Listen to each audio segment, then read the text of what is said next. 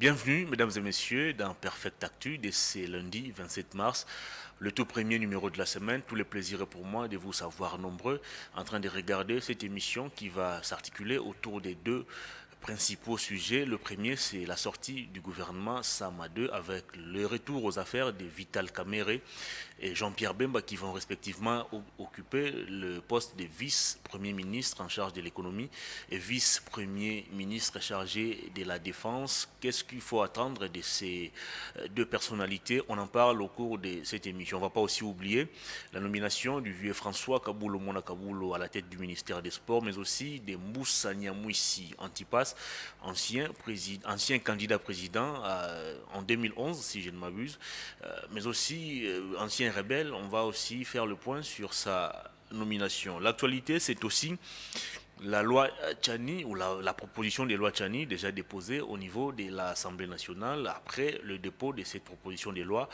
des réactions fusent de partout, notamment des ONG, ACAJ par exemple, qui dit non à cette proposition de loi. Jean-Claude Mouyambo.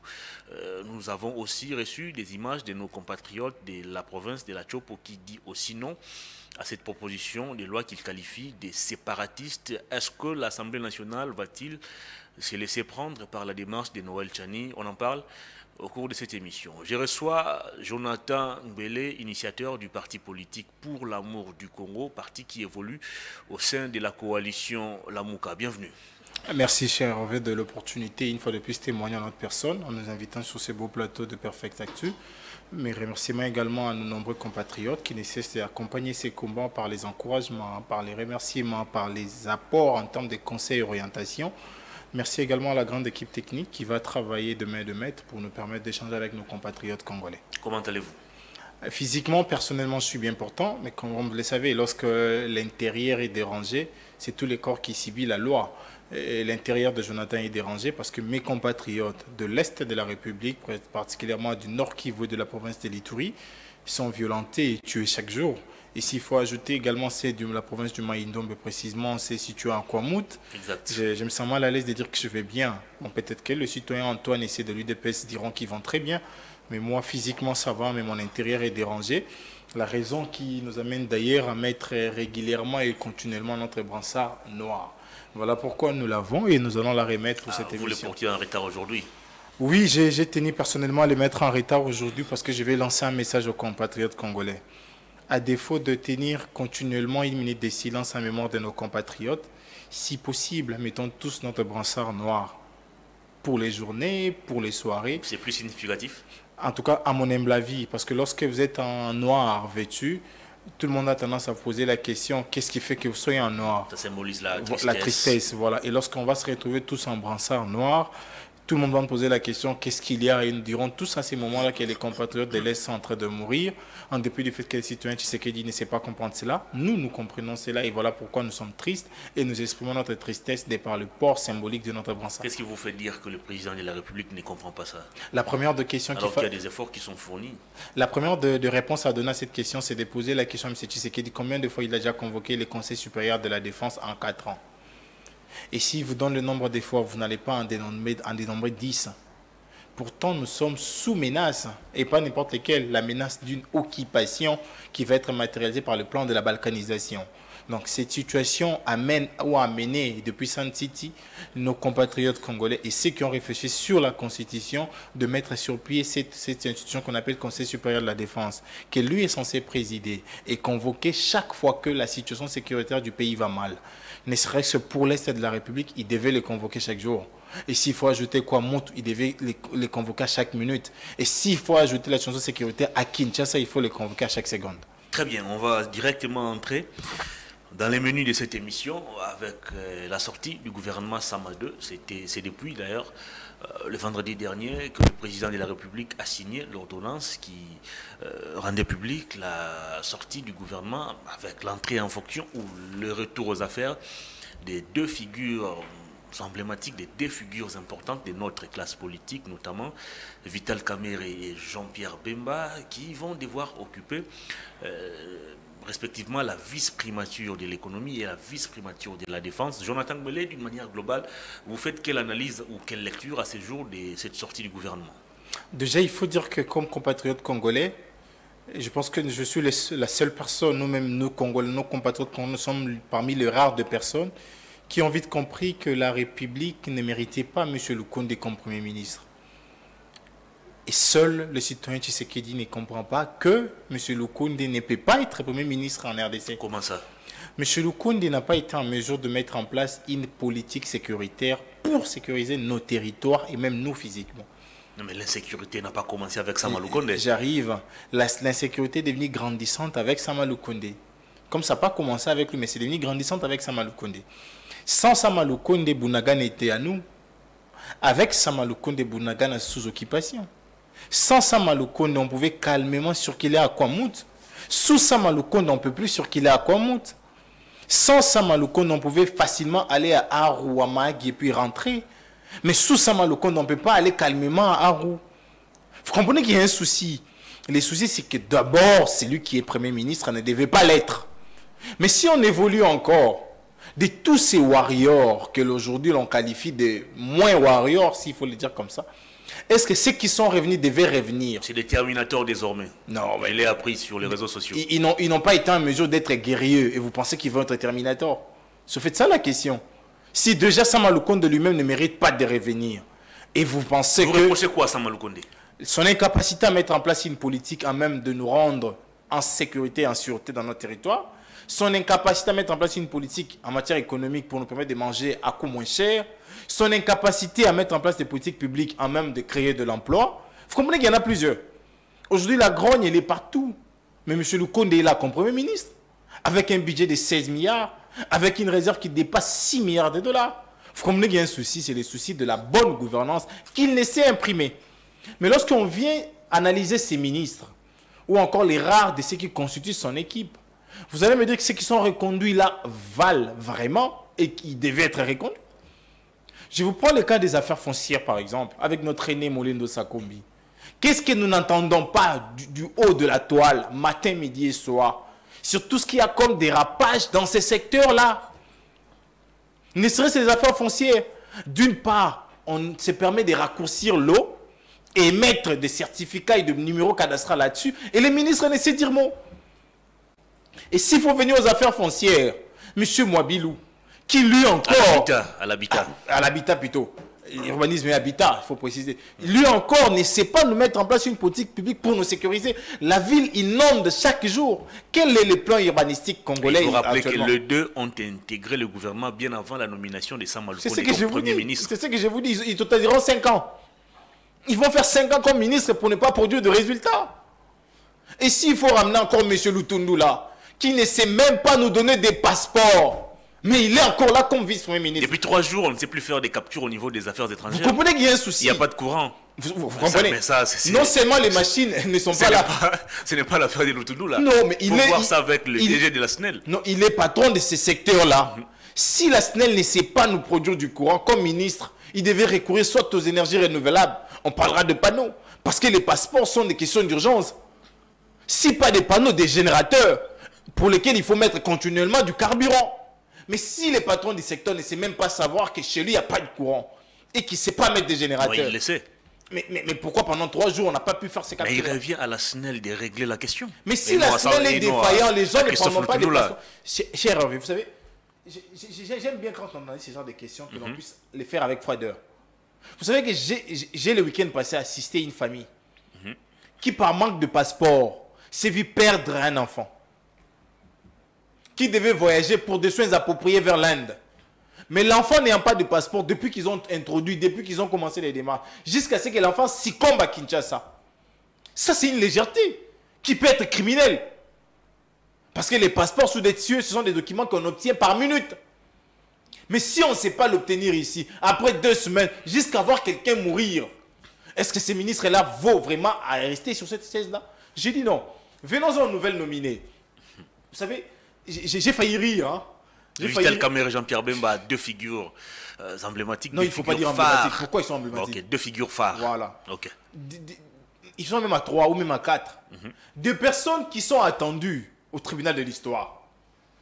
Pour certains, parce qu'à un certain moment, ils se sont rebellés contre la nation. Et qui ont de devoirs. C'est d'abord, demander pardon aux Congolais.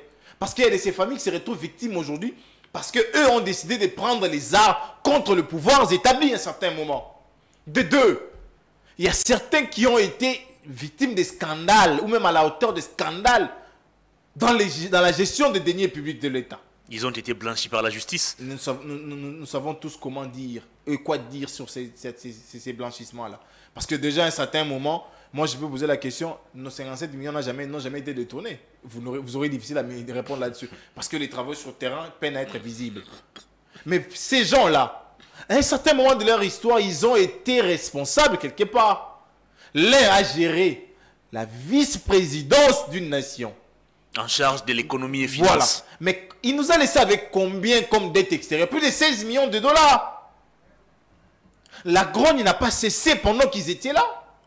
Qu'est-ce qui fait que maintenant, là, ils seront bons gestionnaires alors qu'ils ne l'ont pas été il y a plusieurs années? Mais maintenant, s'il y a un autre leadership, il y a une nouvelle impulsion, il y a à la tête quelqu'un qui n'a jamais été trempé dans la mafia, dans la corruption, dans la mégestion, qui donne de l'impulsion. Vous savez, tous ces témoignages, nous les disons parce que le pouvoir n'est pas encore parti. Après le pouvoir, nous allons lire les rapports. Mais moi, je l'ai dit, ces personnes-là n'ont pas été compétents à un moment. Qu'est-ce qui fera en sorte qu'ils deviennent compétents maintenant? Vital Kamerhe a fait ses preuves comme président de l'Assemblée nationale. Mais pas et comme plus Dirkab. loin, même comme ministre de la Communication, je crois. Mais pas comme Dirkab. Parce que comme Dirkab, ce que nous avons appris, nous, c'est qu'il a permis les triplages des salaires de conseillers, c'est tout. Qui sont ces conseillers-là qui lui produisaient les rapports continuellement?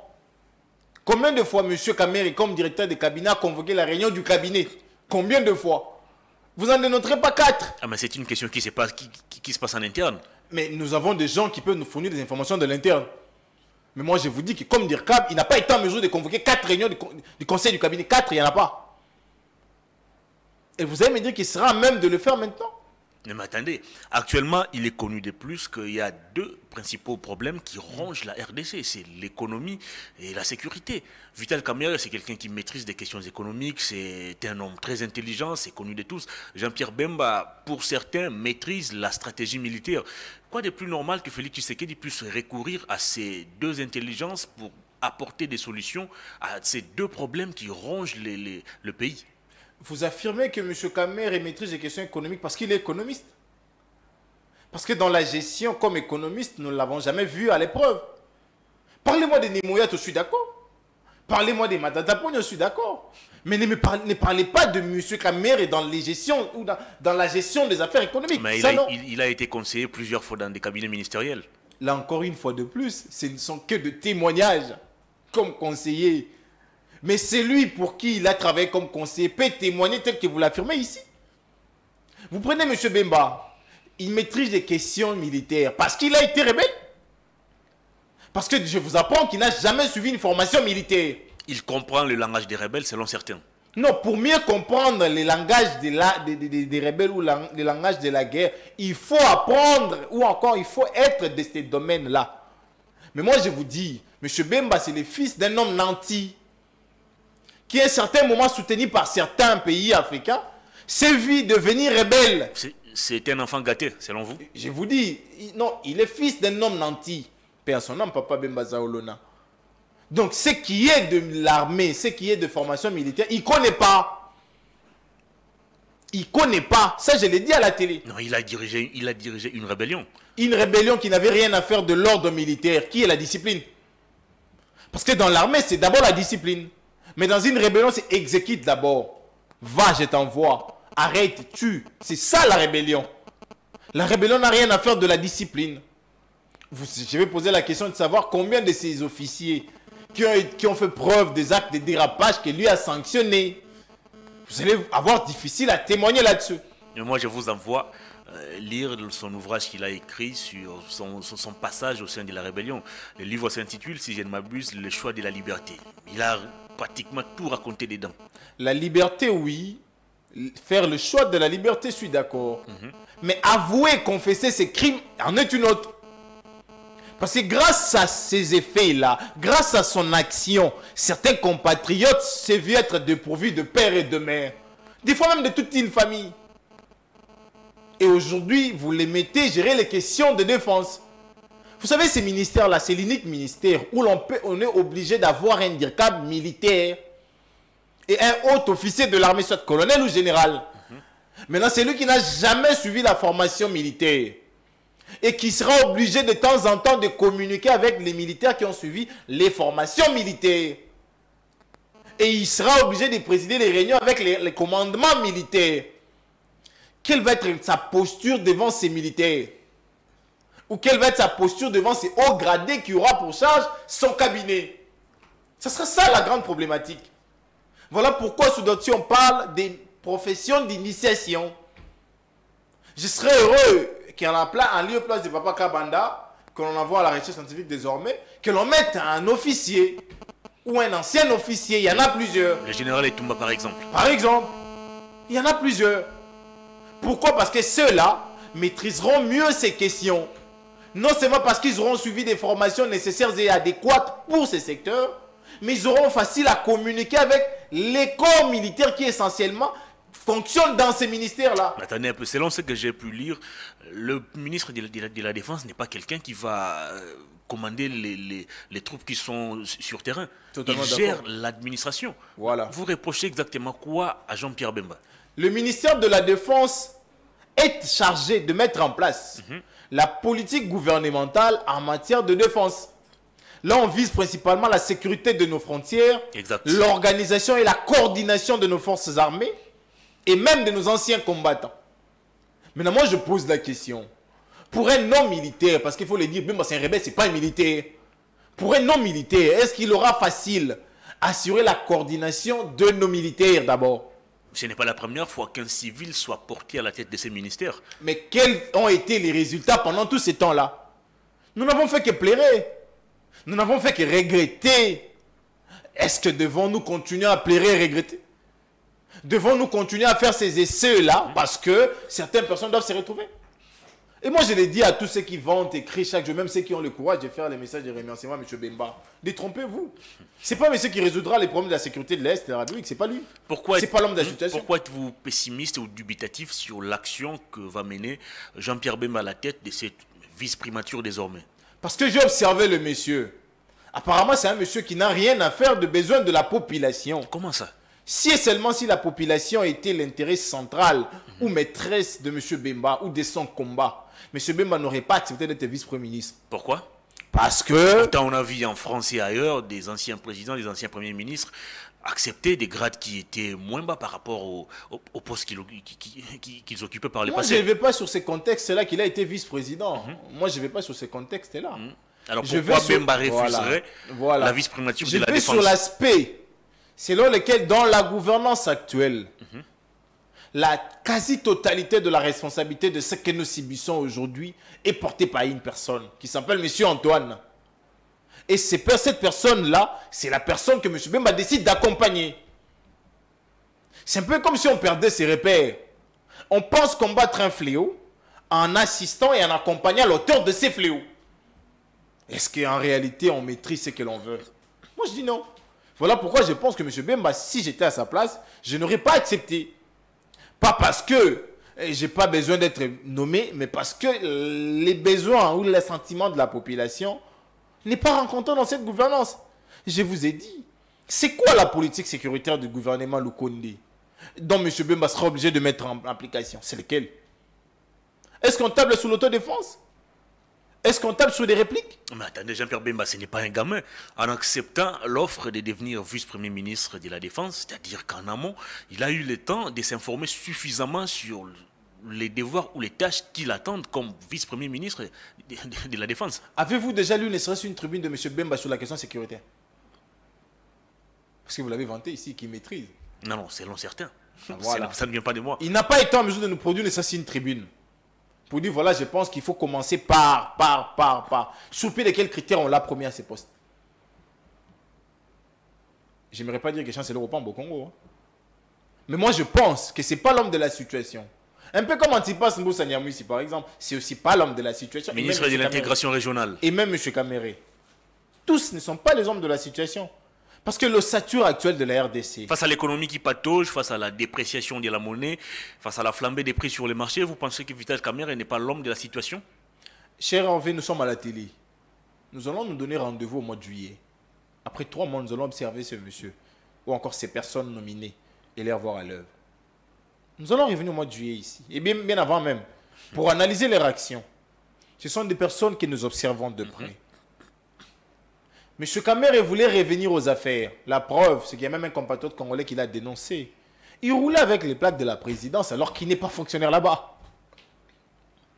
Pourquoi utiliser les véhicules de la présidence alors que vous ne travaillez plus là-bas? Mais du moment où il n'est pas sanctionné par la justice ou, je ne sais pas moi, la police qui est censée gérer cette question. Même pas la justice, les cabinets de la présidence. En quoi Kamere beaucoup de complaisance. Est-il fautif? Beaucoup de complaisance. Beaucoup de complaisance. Ces véhicules-là roulent avec les carburants payés par les Congolais. Ces véhicules sont achetés par l'argent du contribuable congolais. Mais on les donne comme ça à des personnes qui n'ont pas de charge étatique, mais qui roulent avec. Vous comprenez qu'il y a un souci? Il y a un souci majeur. C'est la complaisance. Sinon, M. Niembo sera obligé de rappeler ces véhicules. Et même à l'intendant de la présidence, expliquez-moi les pourquoi M. Kamere se retrouve avec ces véhicules-là. Il est certes vrai que depuis un moment, la politique au Congo est devenue une affaire d'amitié, des fraternités, des relations. Mais déjà, il faut déjà noter que la République a besoin des hommes à même de propulser son développement. Raison pour laquelle le président de la République a recouru à une intelligence comme Vital Kamere. L'intelligence, oui. Mais l'aviez-vous déjà vu à l'œuvre pour ces attributs-là? Vous allez me dire qu'on doit l'accorder le bénéfice du doute. Mais le bénéfice du doute, on le donne à des personnes que l'on a déjà observées dans ces gestions-là. Mais moi, je ne l'ai jamais observé là-bas. Et je sais qu'il ne sera pas en mesure. Et je sais qu'il ne fera rien là-dessus. Et je sais que ces nominés-là ne produiront pas de résultats. Mais pourquoi voulez-vous vous comporter en prophète des malheurs? Non, ce n'est pas être prophète de malheur, c'est voir les choses au clair. Quelles sont ces politiques publiques que le gouvernement de la République va responsabiliser à ses patrons? Il y a un programme du gouvernement qui a été voté au niveau de l'Assemblée nationale. Quels sont ces points-là de ce programme-là qui sont déjà en application? Les points de ces programmes-là. Les projets 145 territoires. Qui totalisera une année bientôt sans être mis en application. Continue. Vous comprenez qu'il y a un souci. Les soucis, c'est les soucis de l'impulsion. Et je l'ai dit, la première de personnalité à débarquer dans cette gouvernance, ça serait M. Elou Kondé. Et puis après, vous allez prendre le Mouyaya, vous allez prendre le Mouabilou, vous allez prendre les Paloukou et tout ce monde-là. Okay, mais par quoi expliquez-vous aujourd'hui ou justifiez-vous le maintien à la tête du gouvernement du Premier ministre Sama Lukonde? Parce que vous allez vous rappeler avec moi, il y a, je crois, une année, lors de son adresse à la nation, devant les deux chambres du Parlement réunies en congrès, le président de la République avait déjà relevé à l'époque les problèmes de coordination et de supervision qui se posaient au niveau du gouvernement. Mais pourquoi accepter aujourd'hui de maintenir Sama Lukonde à la tête? Est-ce que c'est parce qu'on dit de lui que c'est un Premier ministre avec un leadership faible, avec une personnalité moins forte, ou vous estimez que c'est simplement parce que Sama Lukonde ne fait pas ombrage et il ne développe pas des ambitions de briguer la présidentielle, par exemple? Déjà, heureusement que vous l'avez soulevé. Une personne qui ne sait pas coordonner l'exécution de programmes dans sa gouvernance, mais on les maintient là. Lorsqu'on se plaint qu'il n'existe pas de coordination dans le pilotage de programmes, ça veut dire qu'il y a un souci de leadership. Et qui est cette personne qui a un problème de leadership? C'est M. Lukonde. Mais pourquoi les maintenir? Si vous êtes d'accord avec nous que M. Lukonde ne sait pas coordonner, mais pourquoi les maintenir? Simplement parce qu'on pense que si lui est là, on peut justifier et les faire porter les chapeaux d'un quelconque bilan. Parce que déjà, le langage de l'UDPS, le langage de l'UMT, c'est que ce n'est pas nous. Le gouvernement appartient à X. Oubliant que l'exécutif chez nous, elle est bicéphale, avec des têtes. La preuve, c'est que c'est lui qui convoque les réunions de ministres, les conseils des ministres, et qui la préside. C'est la première institution du pays. Et depuis qu'il est là, ce n'est que par 3 remises qu'il a concédé l'organisation et même la présidence au Premier ministre. Donc en réalité, ils sont responsables de manière collégiale du chaos ou de l'échec de l'applicabilité de leur politique gouvernementale. Voilà pourquoi je pense, moi, qu'en dépit du fait que ces réménagements techniques, moi je qualifie d'inutiles, parce qu'elle ne produira pas d'effet, il fallait également débarquer M. Lukonde. Il fallait le débarquer, parce que c'est l'homme au malheur de Congolais actuellement. C'est l'homme à cette situation sociale. Le Premier ministre qui a réussi à ramener notre budget à 16 milliards. Vous pensez que c'est le malheur des Congolais? Avec une dette extérieure de 10 milliards. Vous comprenez, il y a un souci. Avec la grogne partout. Avec des programmes qui ne savent pas être appliqués. Mais il y a Kinzé retrouve qui se porte bien. Allez-y sur Bandalungwa, précisément sur Bakayao, en allant vers Mola. Dites-moi qu'il n'y a pas Kinzé retrouve là-bas. Et si vous terminez là-bas, vous allez vers l'arrêt pharmacie, en allant vers l'hôpital. Dites-moi également qu'il n'y a pas zéro trop là-bas. Vous comprenez qu'il y a un souci. Le souci, c'est la coordination. Et lorsque vous allez recevoir sur cette même chaise, quelqu'un de l'Union Sacrée vous dira qu'il 03 marché. Mais moi, je vais te donner des cas patents. Il y en a deux que moi j'ai cités ici, mais il y en a plusieurs. Vous comprenez qu'il y a un souci. Les soucis, c'est les soucis du leadership qui ne sera pas incarné par ces nouvelles nominées et même de M. Lukonde. Apparemment, vous avez un problème particulier avec Sama Lukonde. Non, j'ai un problème particulier avec cette gouvernance. Chez Hervé, à l'arrivée au pouvoir de cette gouvernance, une boîte de tomates s'achetait à 250 francs. Aujourd'hui, on l'achète à 550 francs. Le pain pistolet s'achetait à 100 francs. Aujourd'hui, c'est à 300 francs. Les carburants étaient vendus à 1800 la pompe. Aujourd'hui, c'est à 2800 la pompe. Mais la crise n'est pas seulement en RDC. Voilà. Même en Europe, on parle de la flambée des prix. La RDC est l'unique pays qui ne sait pas maîtriser la crise. Ça, il faut le dire comme ça. Parce que la crise est allée également à Brazzaville. Il y a aussi la mais guerre. le pain n'a pas changé de prix là-bas. Il y a aussi la guerre à l'Est, selon le secrétaire général du parti présidentiel, qui serait à la base de la dépréciation de la monnaie. La guerre à l'Est n'a pas empêché à ceux qui s'achètent des gros cylindrés. Mais c'est seulement pour que le Congolais mange. Et là, on vantera la guerre à l'Est. La guerre à l'Est ne l'a pas empêché de changer de train de vie. Mais la guerre à l'Est a permis aux Congolais de souffrir maintenant parce qu'il y a la guerre à l'Est. Non, il faudrait simplement qu'ils avouent, qu'ils acceptent qu'ils n'ont pas été en mesure de gérer. Alors, Vital Kamerhe est de retour aux affaires. Il y a le journal exclusif RDC du confrère Eric Wemba qui revient encore sur l'affaire 15 millions de dollars des pétroliers qu'on a parlé à l'arrivée de cette gouvernance au pouvoir. 15 millions de dollars qui se sont volatilisés comme ça. Et selon ce journal, Vital Kamerhe est justement nommé au ministère ou à la vice-primature de l'économie pour voir dans la mesure du possible et comment ramener ces 15 millions à la caisse. Vous partagez cette lecture des faits?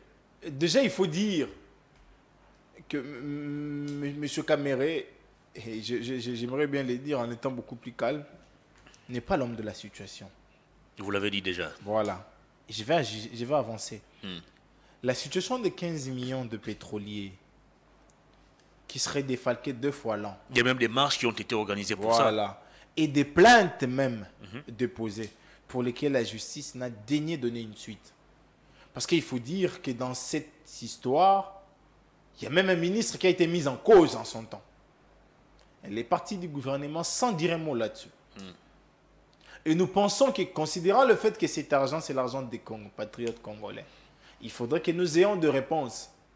Voilà pourquoi je vous ai dit dans mon entame que ces personnalités-là sont attendues au tribunal de l'histoire. Ils vont devoir répondre de tous ces faits pour lesquels ils sont tenus pour responsables. Et s'il faudrait que j'avance un tout petit peu, la gestion du ministère de l'économie, elle est hautement stratégique. Parce que c'est parmi les ministères qui se voient être à la proie ou à l'assaut des investisseurs. Vous avez des pétroliers, vous avez des expatriés, vous avez des grands commerçants qui passent par là. Soit pour avoir des exonérations, soit pour avoir des contrats avec l'État, soit. Donc, il nous faut une personne de rigueur d'abord et une personne probe. De rigueur parce qu'il faille résister devant les billets. Et il faille être propre pour être traité d'irréprochable. Le cas de Vital Kamerhe. J'aimerais dire aux compatriotes congolais. Il est propre. Que je pense que la gestion actuelle de ces ministères n'apportera pas de solution aux problèmes des Congolais.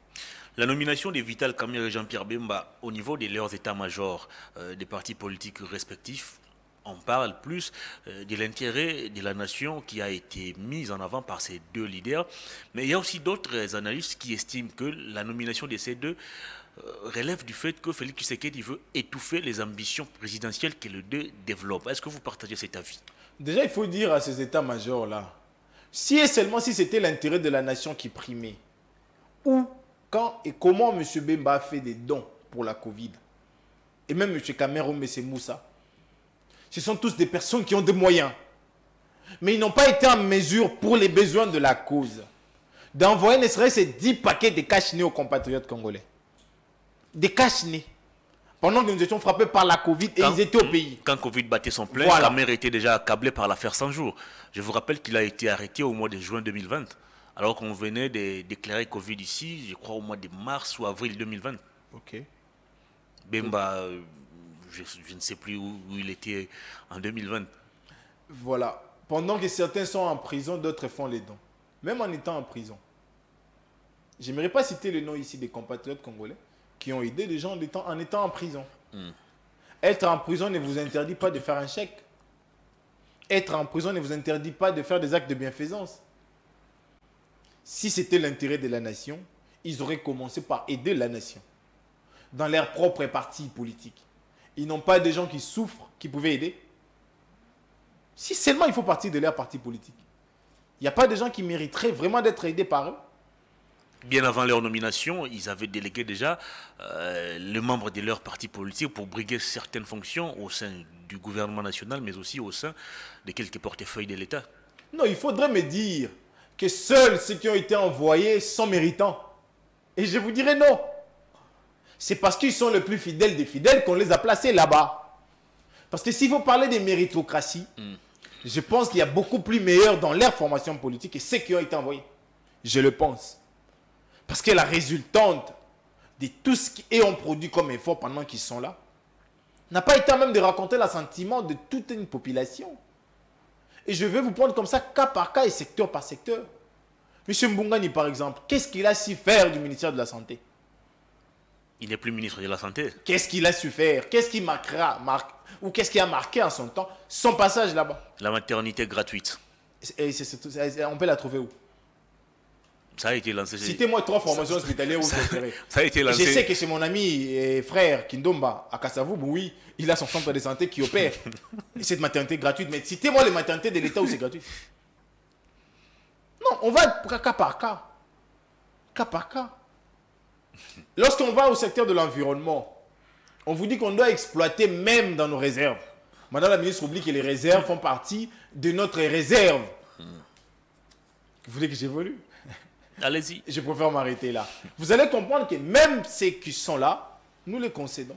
Mais je ne pense pas qu'ils sont plus méritants que ceux qui ne sont pas là. Je ne le pense pas. Très bien, on va parler de la loi Tchani. Entre-temps, je vais demander déjà au réalisateur Fia Lungela de nous préparer cette vidéo. Mais il y a une autre nomination qui fait pratiquement l'unanimité, c'est celle de cet ancien journaliste des sports, cette figure emblématique même de la presse sportive, pardon, le vieux François Kaboul, Mwana Kaboul.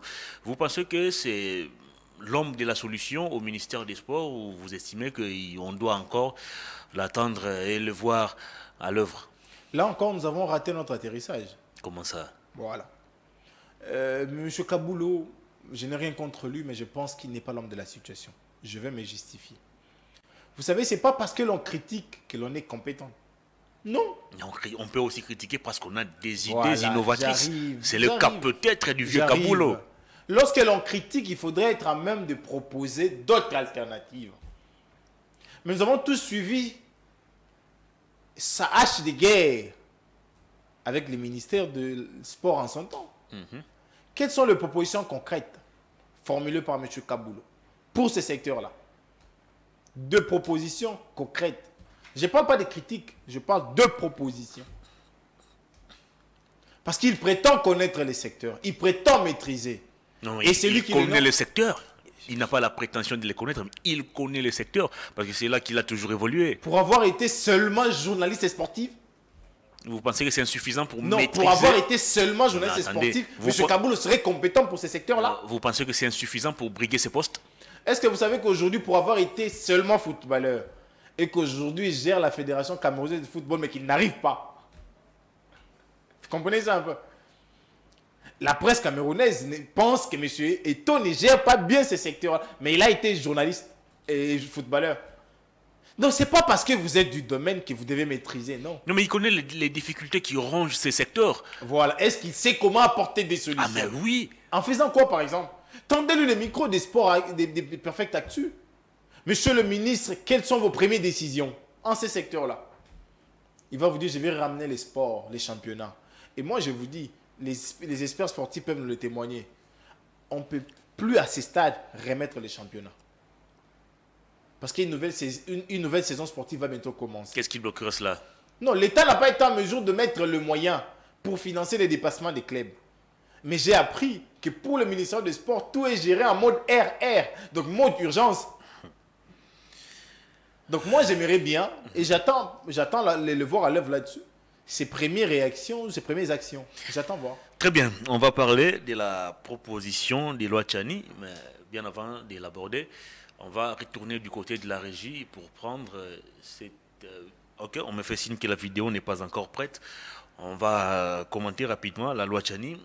Jonathan Gbele, vous suivez depuis un moment des réactions qui fusent de partout en rapport avec cette loi, la proposition même de la loi Tchani qui a été réceptionnée au niveau de l'Assemblée nationale. Le président Christophe Mbosso nous a promis qu'il va soumettre cela au débat. Quelle est l'opportunité à ce jour d'évoquer une loi que plusieurs personnes qualifient de séparatiste et de ségrégationniste? Je l'ai dit sous peu, je crois que ça doit être même ici. C'est pour la première fois pour moi d'observer qu'à ce niveau de responsabilité, les patriarches Mbosso ne savent pas faire la démarcation entre la vie ou la gestion comme membre de l'Union sacrée et la gestion de l'Assemblée nationale. Après toutes ces années passées en politique, vous estimez que Mbosso ne maîtrise pas encore les béabas de la politique? Depuis que je suis né, moi, je n'ai jamais vu une proposition de loi émanant de qui que ce soit être déposée en main propre au président de l'Assemblée nationale. Je n'ai jamais vu ça. Je sais qu'il y a un secrétaire. Il y a tout un service qu'on appelle service courrier à l'Assemblée nationale où l'on dépose. Et les services regardent l'ampliataire ou les destinataires et transmet là-bas. Depuis que je suis jeune, ou même depuis ma naissance, bon, je peux dire depuis 2 ans maintenant, je n'ai pas vu sur la toile, sur qu'il est, ou même à main propre, l'accusé de réception de la première déposition de cette pétition, de cette proposition de loi. Ça, c'est la deuxième fois qu'on la dépose. Hein. Oui. Ça a été déposé une première fois. L'accusé de réception, elle est où? Et je suis surpris, moi, d'apprendre qu'une proposition qui avait été rejetée, il faut le dire, à une des sessions, la conférence des présidents, je crois, non, la commission PAJ, a décidé de ne pas l'aligner, qui est une commission de l'Assemblée nationale. Et aujourd'hui, M. Mbosso vous dit qu'il va les soumettre. Sur pied de quel acte? Sur quel acte même il va soumettre ça? Premier point. Deuxième point. Cette loi, il faut l'appeler séparatiste. Il faut l'appeler, comment on appelle encore, ségrégationniste. Pourquoi? Parce que la question de la nationalité dans notre pays est réglementée par la Constitution. La Constitution qui est le fruit de notre pacte souverain parce que nous l'avons adopté par référendum. De deux, par une loi, la loi de 2002 sur la nationalité congolaise et qui précise comment l'on peut devenir congolais ou qui est congolais. Troisièmement, comme argumentaire, qu'est-ce que les Congolais vont gagner de cette proposition? Parce qu'il faut le dire, toute proposition ou toute initiative doit avoir pour but de satisfaire à un problème et de plaire ou d'aider une situation à être émancipée, à être évolutive. Mais qu'est-ce que cette loi va résoudre comme solution?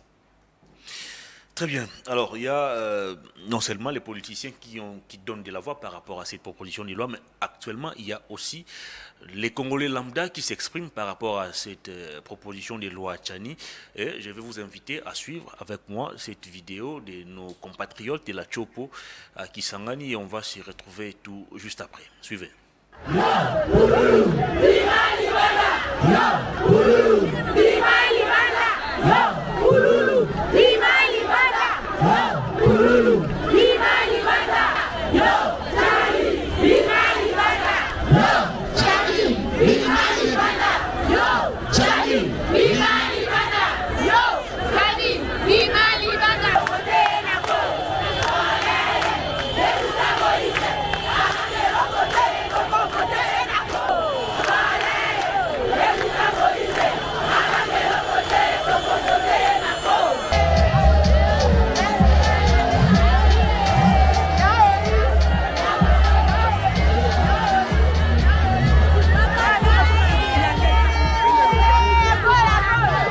Cette population de la province de la Tchopo, qui a pris d'assaut les parkings de la 13e avenue commune Tchopo ce dimanche 26 courant, dit non à la loi Tchani, portée par le député Singhi Pouloulou, et demande aux députés nationaux de ne pas voter cette loi divisionniste au risque de se soulever tout en exigeant que si Moïse Katumbi. C'est derrière leur leader, Soleil Mosindo et Pécho Baraka, que la dite population s'est exprimée.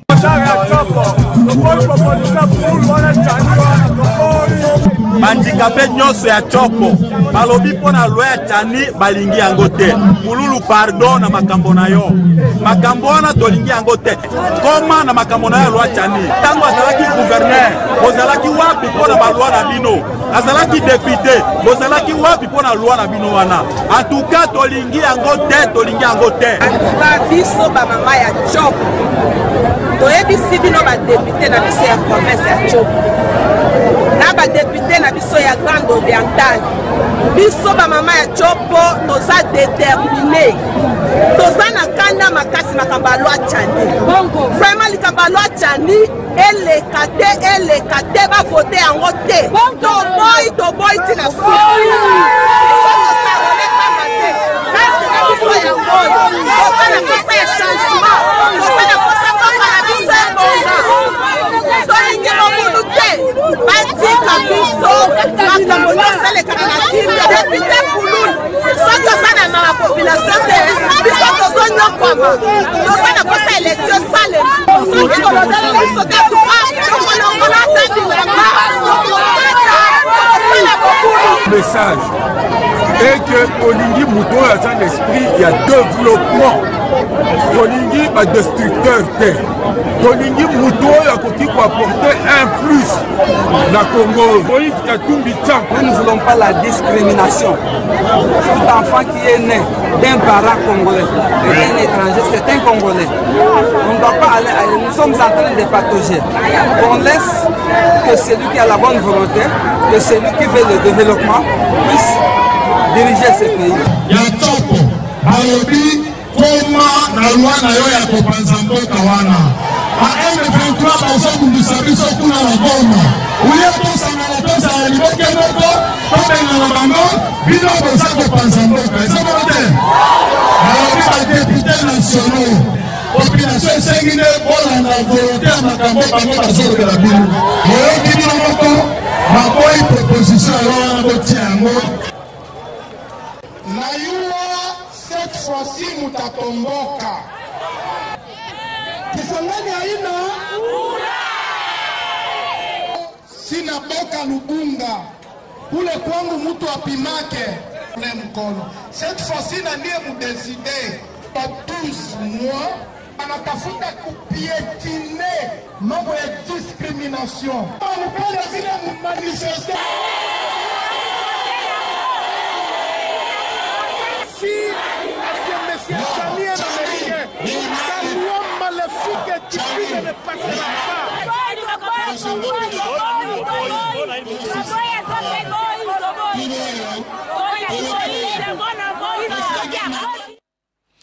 Allez, des retours sur ces plateaux, vous venez de suivre la réaction de nos confrères de la Tchopo qui ont donné de la voix en rapport avec la loi ou la proposition de loi Tchani qui a été déposée déjà au niveau de l'Assemblée nationale. Jonathan, je reviens à vous. Vous avez suivi nos compatriotes de la Tchopo qui disent non à cette proposition de loi.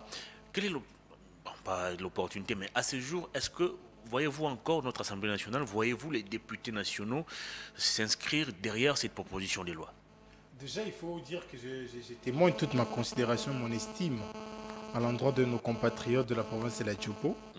Une fois de plus, la partie ouest et est de la République prêche toujours par l'exemple de l'engagement politique, de la détermination pour obtenir la sécurité et même du vouloir émanciper notre nation. Lorsqu'il fallait marcher pour dire non à l'insécurité, c'est nos compatriotes de Goma qui ont lancé l'assaut. Et bien évidemment, la MOUC a suivi et tout ce qui est venu après. Maintenant, là, pour dire également non contre cette proposition de loi qui va nous diviser. C'est encore les compatriotes de la Tchopo qui sont devant pour dire bien évidemment aux compatriotes Pouloulou d'éviter d'être tenus pour responsables d'une quelconque division qui arrivera demain ou après-demain entre les Congolais. Et même de ce qui pourrait advenir aujourd'hui dans le présent. Vous imaginez que cette constitution a été prise pour résoudre plusieurs problèmes, notamment les questions de conflits ethniques et même les conflits de position que certains ont occupés.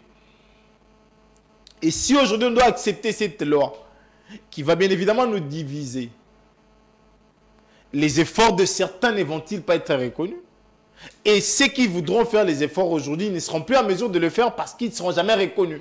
Par contre, Noël Tchani estime que cette loi n'a aucune intention de diviser ou de séparer la population ou de balkaniser le Congo. Pour lui, cette loi vise à verrouiller l'accès à certaines fonctions étatiques parce qu'on a été longtemps infiltré. Il faut aujourd'hui procéder au verrouillage de certaines fonctions. Est-ce que l'infiltration a commencé par la loi? Non. L'infiltration a commencé par des décisions que nous avons nous prises. En acceptant par exemple de brasser les rebelles. En acceptant d'inviter des militaires des États voisins ici. M. Bemba a été accompagné par les Ougandais. C'est une très mauvaise décision. Est-ce qu'il peut nous montrer la vidéo où tous ses compagnons ougandais étaient rentrés?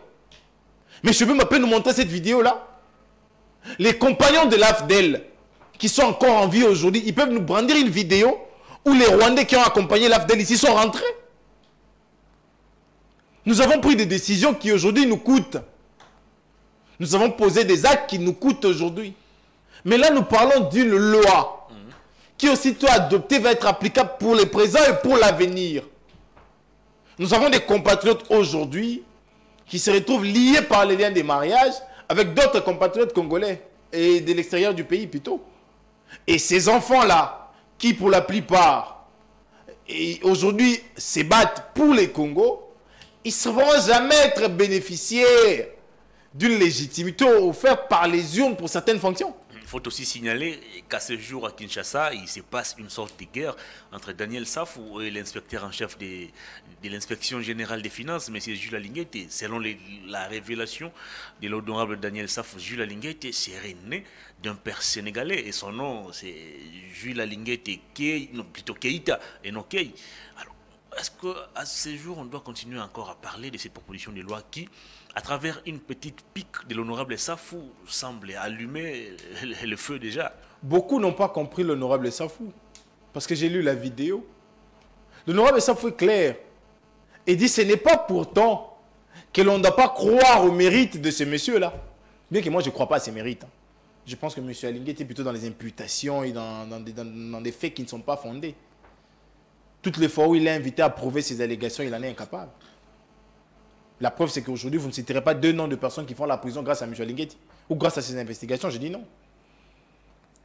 Mais tous ces Congolais qui sont 50% Congolais et qui d'autres pourcents ne sont pas Congolais, mais qui travaillent pour le bonheur du Congo, sauf M. Alinguet, qui travaillent pour le bonheur du Congo, n'auront-ils pas le droit d'être publicités? Mais lui, il est 100% Congolais. Non. Il n'est pas concerné par ces... J'entre pas dans ces débats-là. Cette pique de l'honorable Safou. J'entre pas dans ces débats-là. Parce qu'on peut le prendre au conditionnel, il semblerait, il se pourrait.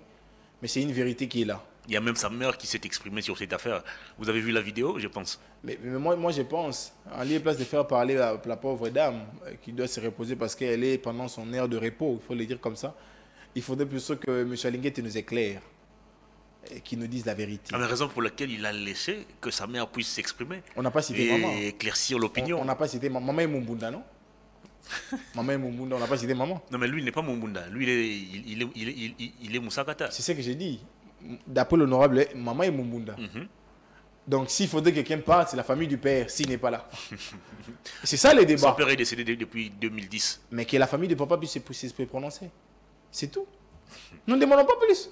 À défaut de lui-même, c'est la famille du père. Et il y a même une plainte en gestation contre l'honorable Daniel Safou par une plainte qui sera déposée par une structure qui s'appelle Génération Consciente de Maïndombe. Cette génération-là est où pour réclamer la réparation pour les faits commis à Yumbi? Ils sont où?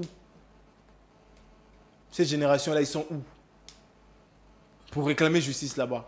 Ils sont où pour réclamer que les atrocités de Kwamoto cessent? Ils sont où? Et puis la question de plainte, qui n'a pas une plainte au Congo ici? Peut-être que vous l'avez aussi. Non. Il suffit que vous vous retrouvez à l'aéroport. Moi, je n'ai jamais été visé par une plainte. Vous savez, je vais vous faire rire un peu. J'ai changé le week-end dernier avec un compatriote congolais qui avait l'habitude de sortir et entrer.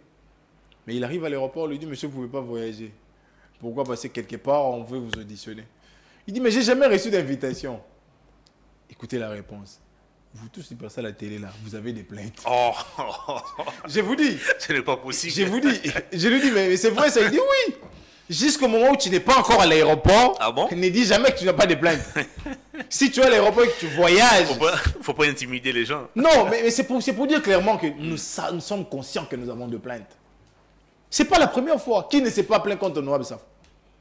Qui? Nous l'écoutons, nous l'entendons.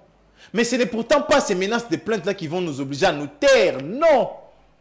Parce que nous pensons que les Congos méritent nos voix. Les Congos méritent que nous dénoncions. Les Congos méritent que nous posons des actes pour elles. Voilà pourquoi nous n'allons pas nous taire. Plaignez-vous contre nous. Nous n'avons rien à faire de cela. Nous attendrons que les invitations nous parviennent. Nous allons répondre.